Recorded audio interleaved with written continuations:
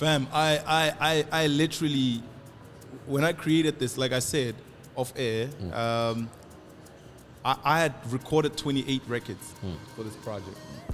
And we were going to cut them down to 10 songs. So we had a track listing of 10 songs already, but I never wanted to go above 10. Yeah. I wanted to keep it at 10 or anything below that. We had a problem with clearing samples. Let me tell you something crazy. On Peanut Butter, I had a song called Toriso. Yeah. And I had the same emotion and the pen in terms of... So I take a while to write. Let me explain something. I take a while to write. But both those records were written in 15 minutes. Not both of them at the same time. Yeah, but one was written in 15 and 15 one was minutes, written in 15. I gave Tasso a call. At first call, he picked up and he's like, yo, OG, no stress. Send me the record. Let's do it.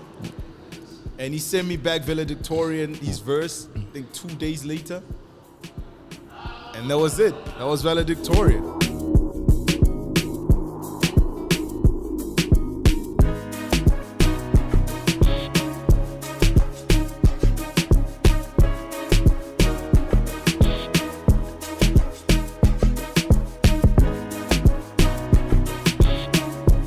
Welcome to the second episode of my own show. And guess what? I finally came up with the name for my own show. Welcome to episode 2 of Convos with Uncle Kash. Proudly brought to you in association with the good people here at Hatfield VW Melrose Arts. Shout out to Mo, shout out to Gemma. Thank you as always. The show is available on YouTube, Spotify, or wherever you get your podcast. Be sure to like, subscribe, comment, and as always, pass the podcast. And today we've got a very, very special guest. Special would be putting it very, very lightly, putting it mildly. I've been down and sit with this man since we had him on No Hidden Agenda. You know, the last time we had Mpho on the show, you know, we had some glitches with the sound. And I'll take some. That was on me. I was still early learning how to do the sound, you know. But today there's going to be none of that. We got Teaser and Mahuta on the boards. You know what time it is, but I gotta start by doing it a bit different. You know, normally we just get straight into it, you know, tell you about the guest. For those of you who live under a rock and don't know who the guest is, but this is how I want to start to today's episode with a quotable quote, with someone who I wrote down. This guy makes the bars look easy. Malice in my heart, and I ain't fond of Pusha T. Yeah. My guy, for those of you who are fans of the clips, one of my favorite lines by Malice is, on Ma, I Don't Love Her, he says, the Mpho got them speaking loosely. Yeah. So, ladies and gentlemen, the one and only 30 G's, Halima Mwanti, Abbas Smith, Banan, my nigga. Welcome, Mpho, welcome to the show, homie. Kash, thank you, man, for having me, my dog. It's been a minute. No, it's been a minute, bro. You dripped up with the suit even, son. Like, bro, I'm not even gonna lie. Like, I normally do you know, hip hop swag, but you know, I was like, let me see what Mpho had been up to. You guys should have told me I would have worn my tux today. I would have hit my tux. It would have been in line with the new projects, you know. Definitely. You know, but I was just like, you know, let me put on my uncle swag. I saw Mpho on one of his Instagram pics. Homie was dripped out. So he's like, nah, let me match the energy, because you have to be dapper if you're having conversations in a band, bro. You have to be dapper. Exactly. But how you been though? Health check. I always like to start there. Yo, man, I've been good. You know, I've put my all into this project, so it's taken so much of my time. It's taken so much of my energy. But it was worth it, you know, eventually, because I'm seeing how many smiles are outside when people meet me and be like, yo, man, we've been waiting for the music, and you gave us something solid. So, I mean, it's worth it, man. Whenever the fans are happy for me, I'll take the beating all day. Yeah, speaking of that beating, bro, your last project, Peanut Butter 2019. Yeah. And as fans, we have an element of entitlement. And one thing Mpho is consistent with is time periods between projects. Yeah. I won't say I'm conflicted by that, because I lean more towards, I like the fact that you do that. Yeah. Yes, we can be frustrated, but you know, when you get a project that's the slow cook, basically, it's worth it, because I understand nowadays instant gratification. If as people we want everything right now, but you really, really take your time with projects. And the good thing with that is, I love what the end result is, because all your projects have got one thing in common. there's never a standout single by consensus. Yeah. Everyone's got their own favorite, own joint that, that means something. So is it intentional with projects, or that's just the way you are regarding, how much time you take between albums? For me, look, I do a lot of things with my time. Yeah. Music is not just the only thing that I do. I want to explore a lot of things. I was exploring the acting career as well, so that kind of took my time. Yeah. And a couple of other business ventures that I've been involved in. One of them is owning a food outlet with my dad.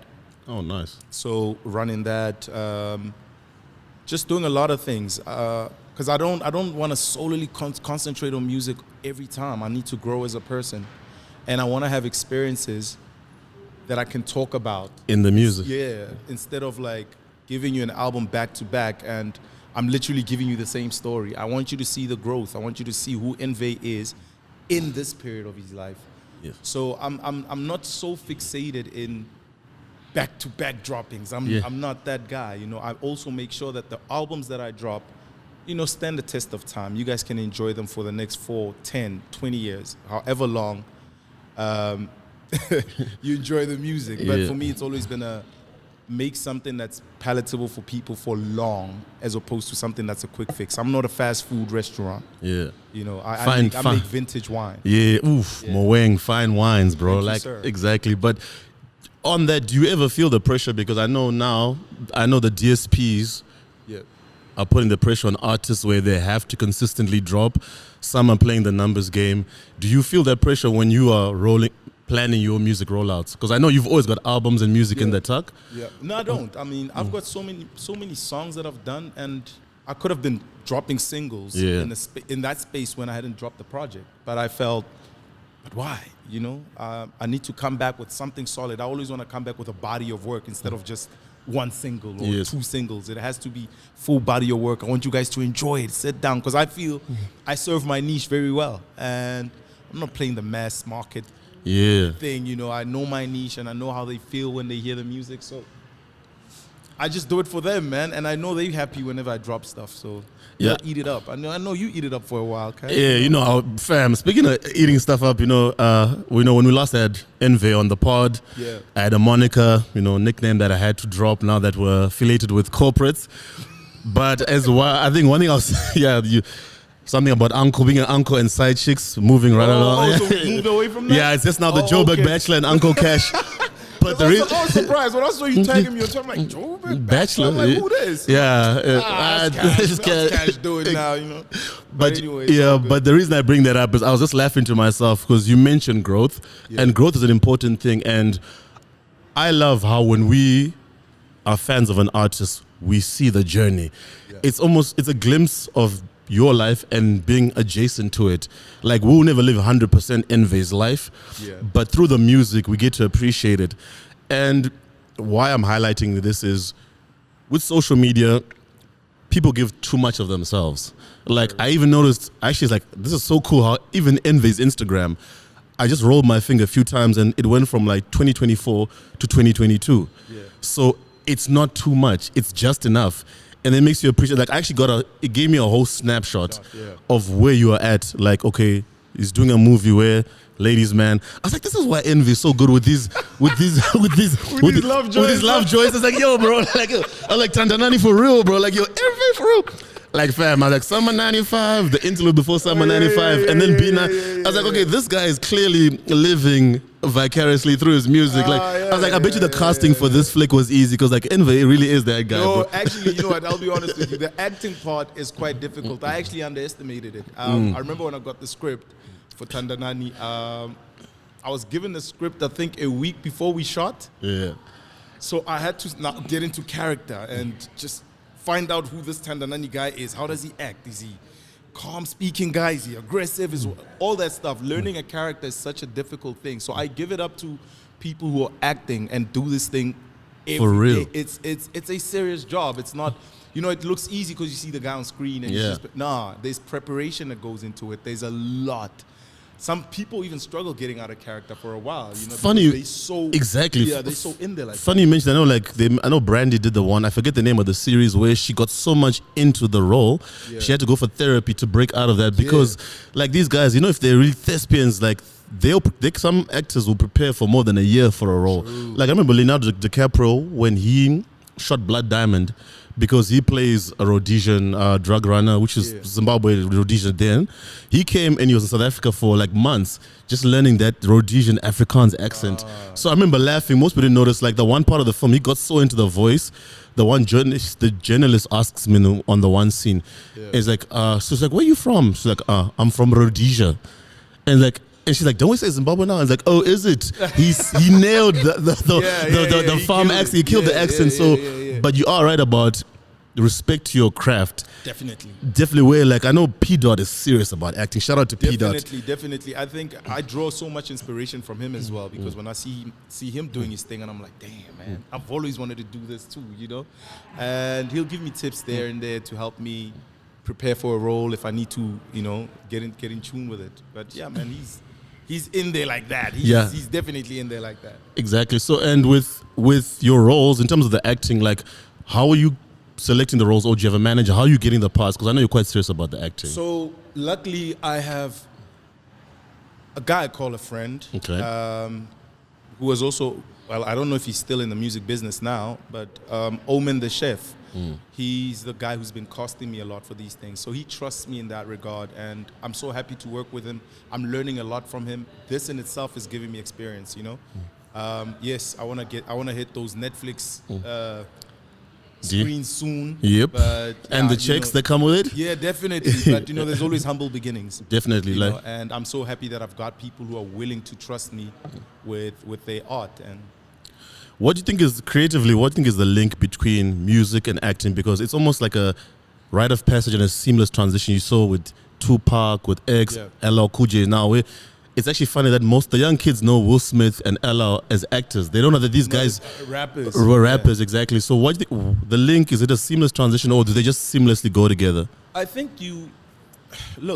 it's seamless, but I look at it as suspension of reality in both sides. You know, there's people who can tell stories in the music side and relay them in a way that it looks so personal, even though you've never gone through that thing. Yeah.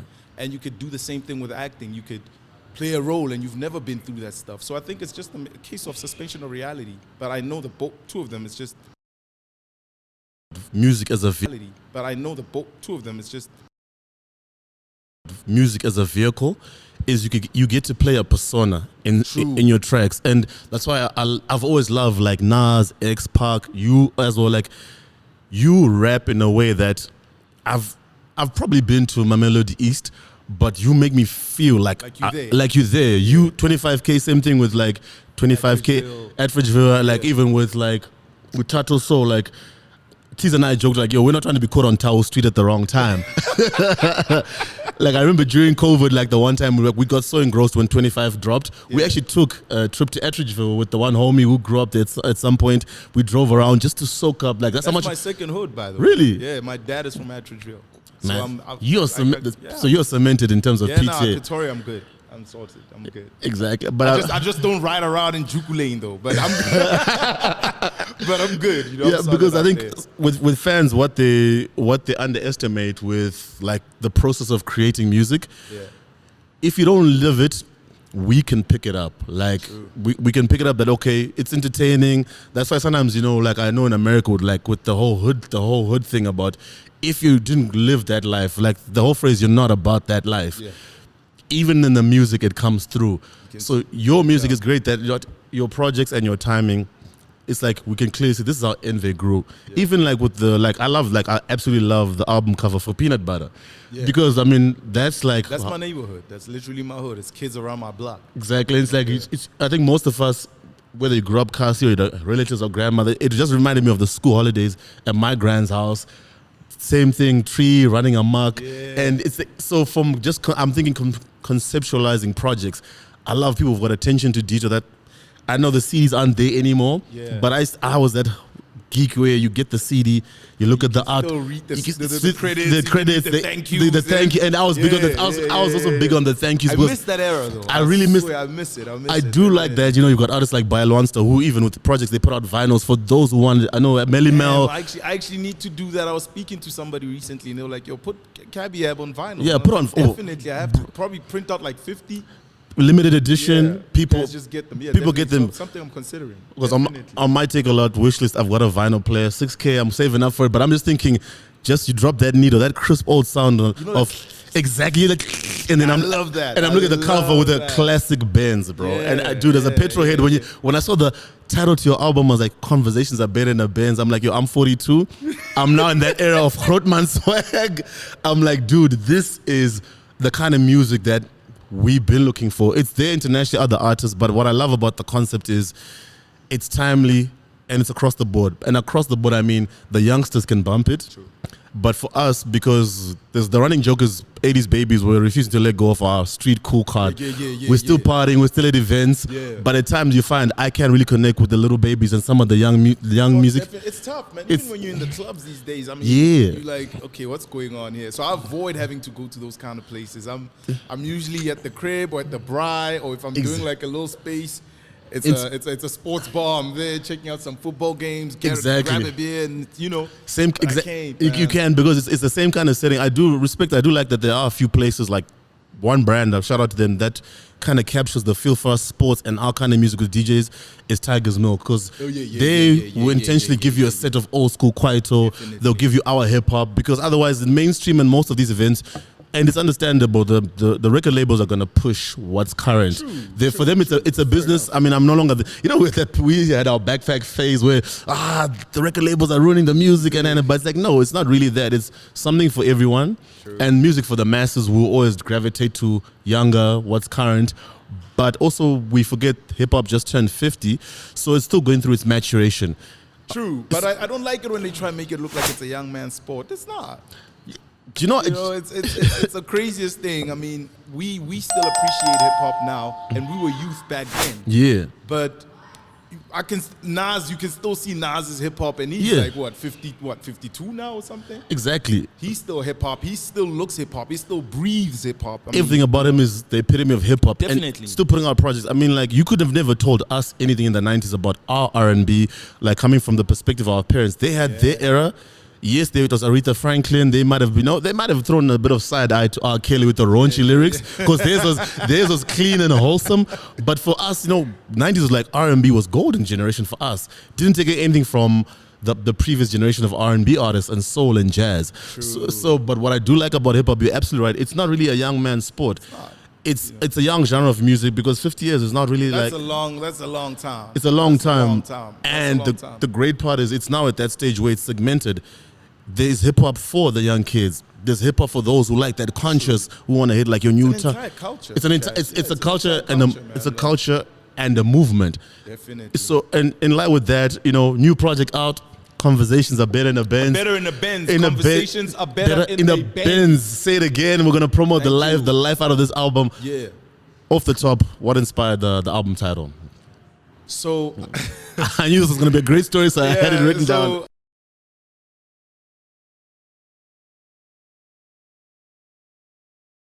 People peanut butter again. I can't do that. I was a kid at the time when I did peanut butter. There were certain things I was still angry about. There were certain things I still haven't dealt with. But I'm in a different phase of my life right now, and that's a more mature, more accountable person. And so I was playing on what is it that could make me seem mature, or can be befitting for the title mature.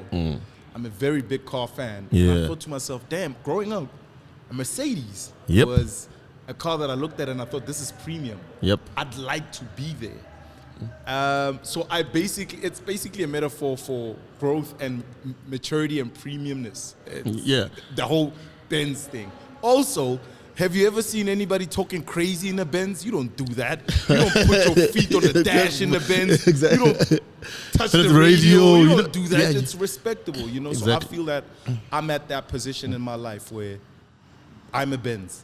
Exactly. I remember like Balance, a shout out to him, also dropped a project, and he's got the one line that says, "Call me Tanto Kanyuza," the way like I'm pushing a Benz. There's just grown. There's something about a Benz. Something grown about a Benz where there's no mess, there's no shenanigans with it. The cologne is better, you know. Benz has got them leather seats, you know that smell. Everything is better. Everything's now, drip. I mean? It's the way we see like Sunday whips. Definitely. And the music is befitting of the title. If you listen to it, it's grown. It's clean. It's classy. It's not. One thing I was itching to thank you and just give you your props was Mpho, your sample game. Thank you. It's just the link. You know what I love about being a music geek is when you see and appreciate the small things that maybe the casual or the average listener is not going to pick up. Yeah. If the album cover, even the angle of the car, like, if it's really a petrol head, because most guys just splat, here's a car. I like Benzes, so here's the Benz. No, sure. I was like, yo, this is the angle where this is a classic Benz. Even if you're not a car fan, you'll be like, yo. Yeah. Shout out to Tabby for that, man. Exactly, bro. I gave him the idea in terms of how we should go about it, and he ran with it, and that's what came out. He's quite crazy with it, man. He did a great job with that cover, and I kept trying to change it, and he's like, no, what are you doing? Keep it to this. Keep it this way, because we did this cover, I think 2 years ago. Yeah. That's what's so crazy. So now I'm looking at this thing every day, and it's boring my eye. And, I want to refresh it. And he's like, no, you're the person that's seen it. So they haven't seen it. Chill. Exactly. So, all right, cool, man. I'll let you have it. Actually, I can't believe that because I was like, as going through your socials, like I kept seeing you like in the classic SL, but this is from like more than a year ago. Yeah. And then it's been intentional, rolling out. Yeah. And for those of us who geek, it's okay. I know Mpho's up to something. He's not just going to keep showing us him sitting in a Benz. Yeah. And then I was looking at the titles for some of those, the captions for some of those pictures. I mean, everybody struggled for a long time to break it down what C.A.B.I.A.B is. And I was like, guys, come on, man. I'm giving you clues. I'm on a Benz. Exactly, bro. I'm talking to Losha Coop. I'm talking to Amu. I'm talking, you know what I mean? Bit by bit. Exactly. But I mean, hey. But as much as people are not getting it and frustrated, I think that frustration it creates like almost like a junkie kind of itch where you need the fix, but you don't know exactly what it is or where it's coming from. It's like so as much as I'm getting agitated, let me pay close attention to it. And then in terms of your listening session, Tux, the Benz, the visuals, and I'm just like I can't remember the last time I was this hype about a video for a listening session dropping because I could just see the lighting. Everything was beautiful, and then it ties so nicely into the album because holistics around the project is something I've always loved. Because once you've got that full frame of mind in the picture, I'm gonna consume. It's like a wine tasting. And pairing. If I've got the same food with the wine in my own house, even if I'm not a foodie, I'm gonna enjoy it different. But if I've got like a chef walking through every item and saying, okay, you're going to take this piece of food, you're pairing with this wine, and then as we're eating, he's telling us exactly what that wine is about. The description, man. I love it. No, I came prepared, bro. I came from you no, exactly. Maybe my next album title will be something different with wines. Exactly. I like what you said. Exactly. I mean, considering the Moeng history, I mean, like Moeng, exactly, bro. Yeah. We're going to bring those bottles back. Exactly, bro. Because it ties so nicely. And I was like, this is what Mpho is talking about because these are palletizers for the album. And now it's almost like, I was like, yo, because he's so focused, as you're listening to the album, each track is like an entree.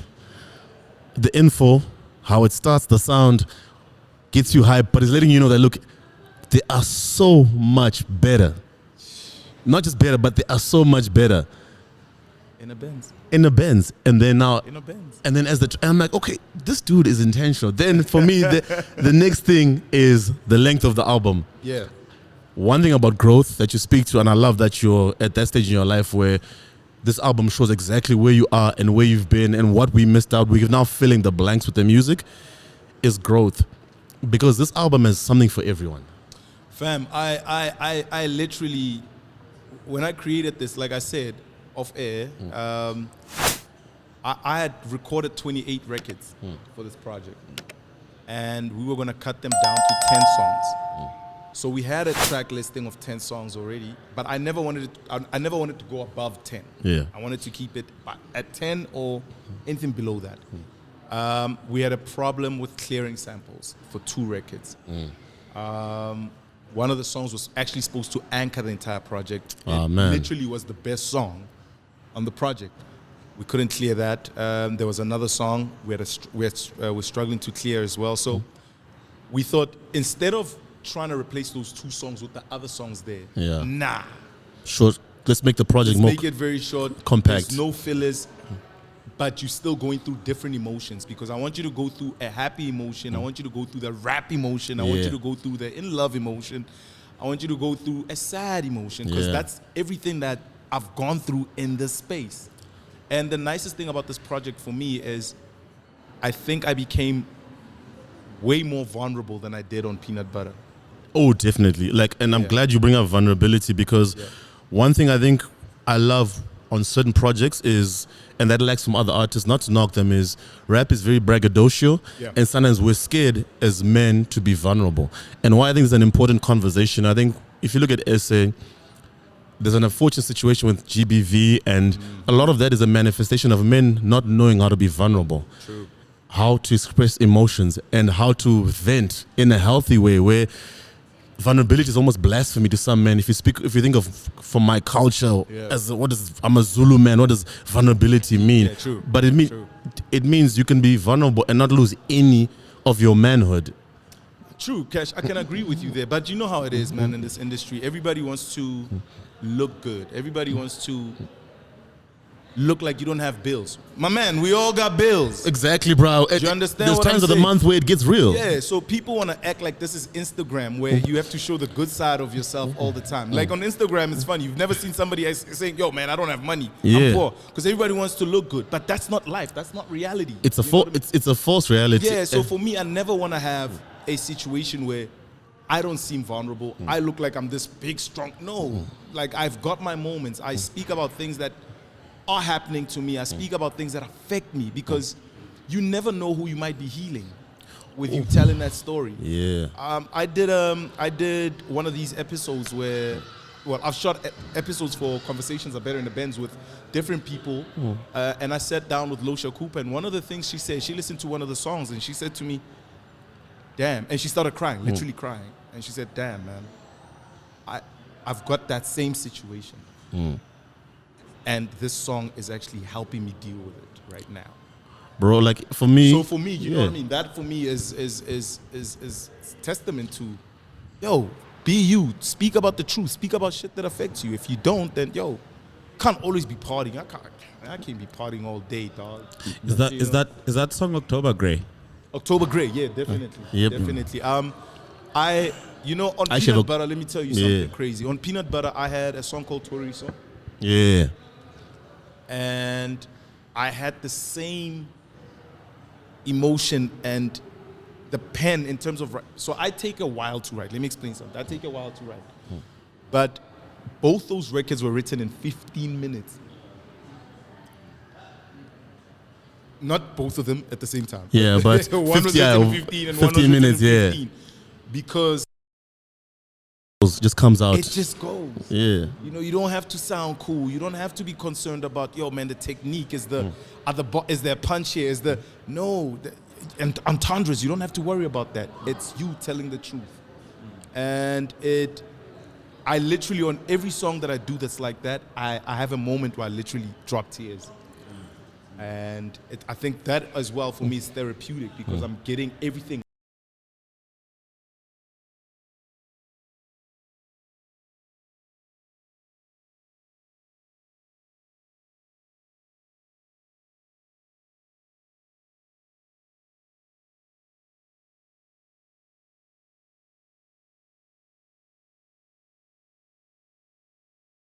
The video for October Grey, you gonna lose your mind, because it's so fitting of the song.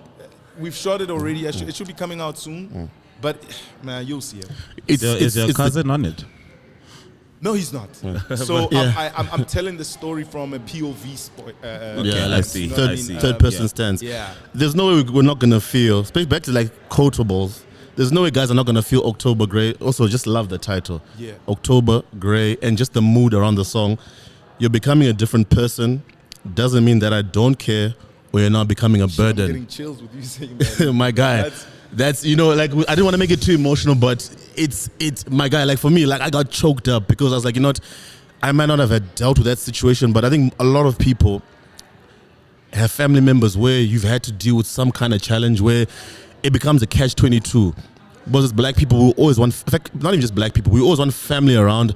You don't want to abandon someone, but a lot of situations become so heavy. You don't know how to deal with it exactly. Like, you got it on the mark, bro. exactly. So for you, even something as simple, like, it doesn't have to be bars all the time, but that beat, and then you say, Rakhad is hurting. And you let that line flow. Breathe, yeah. Exactly. Let it breathe. That's something like, you know what, it just speaks to the human emotion where, and it's perfect that's the last song. Yeah. It's fitting. I know obviously you didn't get the sample clearance for the other song, but if you look at the high and the energy of the intro, and then October Grey, and then everything in between, it's up, it's down, it's introspection, and then onto more lighthearted things. Anyway, one thing I love about you is you just encapsulate 90s Kwaito. My dog. My guy. I grew up on 90s Kwaito. Bro, like that bucket hat is not just, it's intentionally there, bro. I grew up on 90s Kwaito. I was a bigger Kwaito fan than I was a hip hop fan. Yeah, rap. The only thing that, you know, that channeled me to hip hop was I loved literature, and I loved voicing out whatever I'm feeling, and I felt like with Kwaito it's limited because you have to sort of like repeat lines. Yeah. You know, but with hip hop it's you more, can say whatever you want. You can stretch it out and be more expressive, yeah. But I was a bigger, back then I was a bigger Kwaito fan than I was a hip hop fan. So I literally grew up on everything from Mawili's, Spokes H, TKZ, Alaska, Trumpis, all those people. Dude, you can't tell me. I still consider Halloween, TKZ, to be the greatest album in South African history. I know a lot of people would actually argue that, because I've always said to them, if you want to argue it, let's go song for song with any album. That's the greatest album. That's the thing with Halloween. Halloween for me, I'm obsessed with like completeness. Yeah. And like for me, because completeness, the circle of life, that project from start to finish, and not, you know, like, I'm not just talking about, it's such a dope album, you can play it in any random order. No, it's not about that. It's just that the way it plays, the way it sounds, the mood of the music, the content, and how each member of TKZ gets to shine. And bro, how are you a group and that's your first, like, that's insane for me, man. For me, like, out the gate, the bar is just, crazy. It's crazy. And one thing I love about Kwaito, it's nostalgia for me, because I'm from that 90s Jam Alley, SABC one back in the day. And when Dustbin starts, the first thing, there's no way you're not going to do this. No, definitely. There's no way. Dustbin takes you there. It takes you there. And then, like, interesting story with Dustbin, by the way, Kash. Sorry to cut you short. No, go for it. I'm going to give you guys gems about this. So initially, I had sent this record out to Kid X. Oh, that makes sense. Somehow. This was just, I think Kid X had just dropped, what's that song of his? Is it Jukebox? Yeah. You know what I mean? So when I same, heard that, same feel. Yeah, so when I heard Dustbin, I was like, yo, I sent it through to him. I said, yo, and he's like, yo, man, this is crazy. This is crazy. Yo, we got to do something on this. And he kept trying to put down stuff, but he felt that it wasn't, whatever he's putting down wasn't. It wasn't doing justice. So he calls me and he's like, dog, I don't know why, but it's messing me up, this record. Everything I'm putting down is not landing. I don't know why. It's not connecting. So I was like, all right, cool. Let me see what I can do, you know? And that time, I'm running out of time, by the way, because I need to submit the project, you know? I need to take it to mixing and mastering and whatever. So I thought to myself, man, Toady. Yep. Right? I literally sent this record to Toady at 2 o'clock in the afternoon. I was going to studio, so I sent it to him, put my GPS on, I'm going to studio. At 20 past 2, Toady sent back the chorus. What? That's insane. That's insane. I need you to understand. He will tell you the truth about this. Like, hold on. 20. I sent him the record at 2 o'clock. At 20 past 2, he sent me back the record, and he said, yo, you said you wanted this here. Here you go. When I was headed to studio, I wasn't even supposed to record Dustbin that day. I recorded it that day. It was literally, Dustbin was done in a space of 2 hours, considering that I had to sit in studio and write. Yeah. But the chorus, Toady did it within 15 minutes, because I'm sure him to process the whole thing was like 5 minutes, but That's insane. he literally did It that in feels like you might have found him in studio or something like that. I think he was doing something, but he says he stopped everything he was doing, and he put his energy on that record. So it's a special story with Dustbin for me, man. And getting the girl also on the record, Snena. Snena is she's been doing a lot of the Amapiano things and stuff, but she's also like a R&B soul singer. I never knew who she was. Versatility. Luckily, at the studio that I was going to record at, one of the guys that was engineering there knew her, and we called her in same day.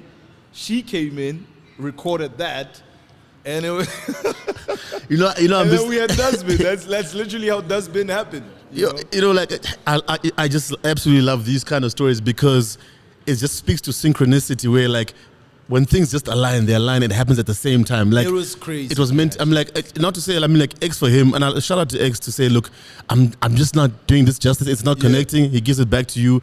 Tony does this thing on the chorus, and I'm sure even for you, as you're writing now you've got the chorus. You're now in studio. I'm losing my mind. Exactly. I'm like, yo, I'm recording this with Raz, and he's like, yo, man.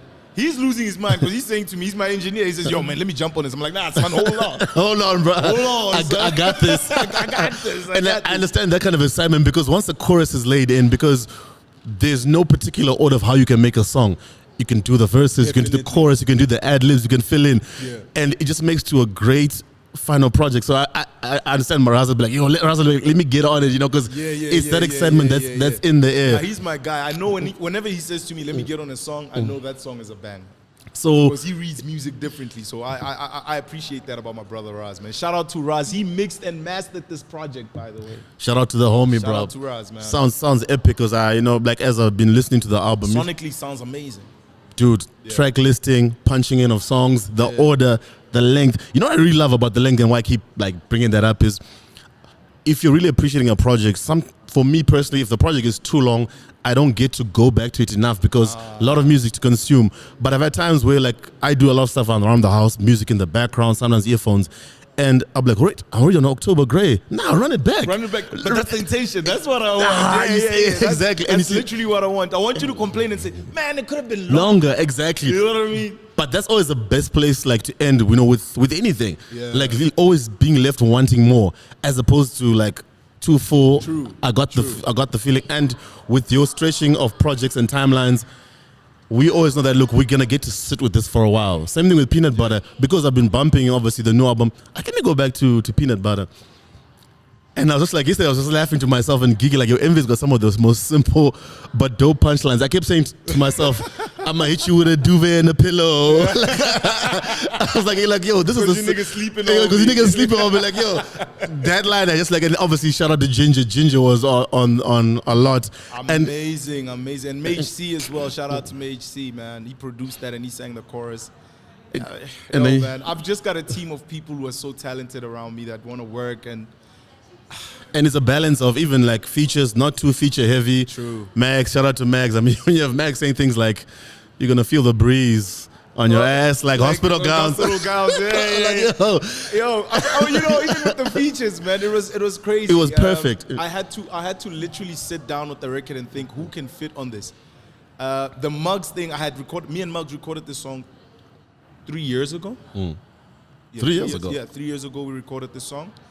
So it's been sitting. It's been in the vault. But I'll tell you the craziest thing is the K Tasso feature. Shout out to Tasso. He's literally my favorite rapper right now.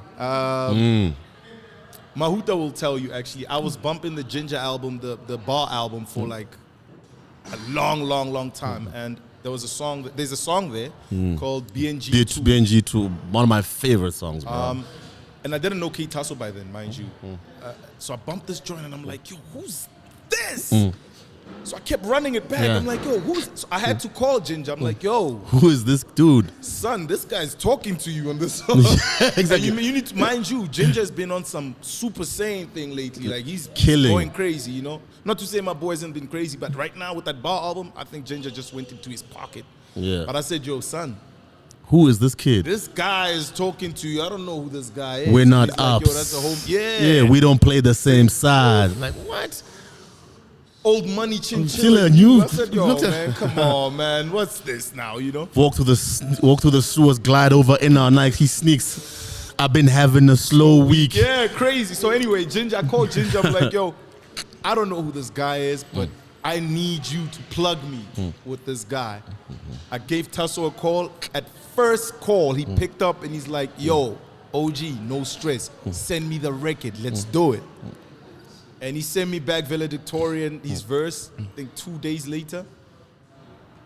And that was it. That was Valedictorian. I literally sat with that song trying to figure. And shout out to Decency as well, because he's doing like the harmonization there at the back. Yeah. You can hear those. You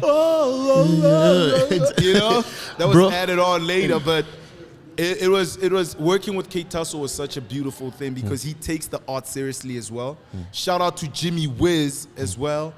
In fact, shout out to everybody that was on the project, album. man. Yeah, nobody actually gave me a hard time in terms of sending me verses or coming to studio availability. to record. Yeah. It was actually quite easy. It was the easiest thing to. Peanut butter, I struggled, you know, because I needed to get separates from Bloemfontein. I needed to get this from there. But with this, it was so easy. It was quite chilled.